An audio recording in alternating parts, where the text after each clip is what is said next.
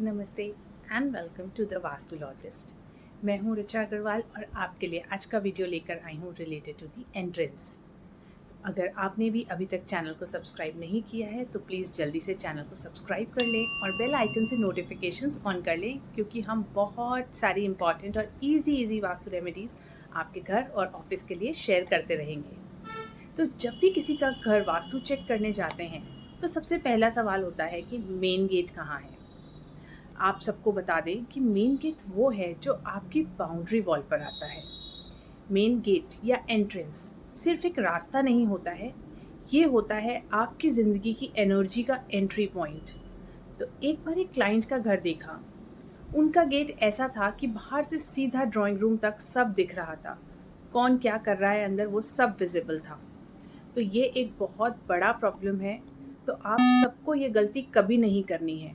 जो आपका main entry gate है वो आप ऐसा बनवाएं जिससे बाहर खड़े कोई भी आदमी को, किसी भी पर्सन को घर के अंदर का एरिया विजिबल ना हो। सेकंड चीज़ जो ऑब्जर्व करी वो थी, गेट थोड़ा सा टूटा हुआ था और बाहर का फ्लोर भी अनमेंटेन्ड था। फ्लोर अनइवन सा था और थोड़ा थोड़ा टूटा हुआ था जगह जगह से। तो ये सिर्फ अपीयरेंस की बात नहीं थी, उनकी लाइफ में स्ट्रेस, इंस्टेबिलिटी और हेल्थ इश्यूज हमेशा बने रहते थे। तो हमें हमेशा ये ध्यान रखना है कि हमारा मेन एंट्री गेट जो है वो डैमेज नहीं होना चाहिए, और अगर उसके आगे का जो फ्लोर है वो भी टूटा फूटा नहीं होना चाहिए, बिकॉज ये लाइफ में स्ट्रेस और इंस्टेबिलिटी को लेकर आता है और इसी के साथ आते हैं हेल्थ इश्यूज़। और हमें ये भी ध्यान रखना है कि मेन गेट खोलते या बंद करते समय उसमें से कोई आवाज़ नहीं आनी चाहिए। अगर ऐसा है तो उसे रिपेयर कराएं, ये उसमें आप ऑयलिंग भी कर सकते हैं। तो ये तो थी आपके घर के मेन एंट्रेंस की बात। अब बात करेंगे मेन डोर की।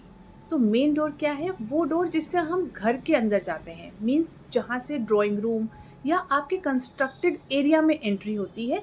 अब हम बात करेंगे उस वाले मेन डोर की। ये एंट्री एक से ज़्यादा भी हो सकती है। लोग दो दो तीन तीन एंट्रेंस रखते हैं अपने घर में, कि एक मेन रूम में आने की और एक अलग से सेकेंड एंट्रेंस। तो ये जो गेट है हमारा, ये हमेशा बहुत स्टर्डी होना चाहिए और घर का बाकी गेट से बड़ा होना चाहिए, हाइट और विड्थ दोनों में। कोशिश करें कि ये गेट अगर 2 पल्ले का हो, नहीं तो 1 पल्ले का भी ठीक है, बिकॉज़ आजकल यही है ट्रेंड में। लेकिन हमें मेन डोर को दोनों तरफ स्वास्तिक बना लेना चाहिए। इस पे डिटेल में बात की है मैंने अलग से एक वीडियो में, उसका लिंक मैं बायो में शेयर कर दूँगी, तो आप ज़रूर वहाँ से देख सकते हैं। तो अपने गेट के दोनों तरफ स्वास्तिक ज़रूर बनाएं, क्योंकि ये बहुत ही पॉजिटिव वाइब्रेशंस जनरेट करता है। एक चीज़ और जो बहुत घर में मेन डोर में देखी गई है कि हम फ्रेश फ्लावर्स या लीव्स की बंदरवाल लगा लेते हैं और फिर बहुत दिन तक उसे हटाते नहीं हैं। ये बिल्कुल गलत है। जैसे ही बंदरवाल वाले फ्लावर्स सूख जाएं तो आप प्लीज़ इसे हटा दीजिए, क्योंकि सूखे हुए फूल एंट्रेंस पे नेगेटिविटी क्रिएट करते हैं और पॉजिटिव एंट्रेंस भी नेगेटिव इम्पैक्ट्स देना स्टार्ट कर देती है। आप अपनी एंट्रेंस को बंदरवाल से सजाएं, यहाँ पे वाटर का एक आप बाउल रखें और इस पानी को रोज़ आप चेंज करते रहें। ये बहुत पॉजिटिविटी लेकर आता है। और इसके साथ प्लीज़ ध्यान रखें कि हमें अपने मेन डोर के सेंटर में कभी भी कील नहीं ठोकनी है। ये बहुत सारे मेन डोर्स में देखा गया है कि लोग कील ठोक देते हैं, तो वो हमें नहीं करनी है। अगर ऐसा है तो प्लीज़ उसे तुरंत निकाल दें, क्योंकि सेंटर में जो कील है वो हेड ऑफ़ द फैमिली को बहुत स्ट्रेस और ओवर थिंकिंग में इन्वॉल्व कर देती है। तो आप कील लगा के जाने अनजाने में अपने घर के ब्रेन में कील ठोक देते हैं।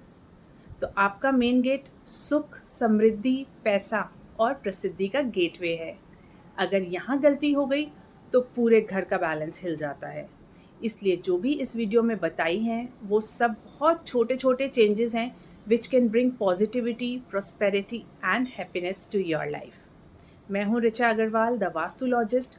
मिलती हूँ आपसे अगले वीडियो में, जहाँ हम बात करेंगे वास्तु के कुछ और पावरफुल एस्पेक्ट्स के बारे में। Don't forget to like, share and subscribe for easy non-demolition Vastu tips. Thank you and Namaste.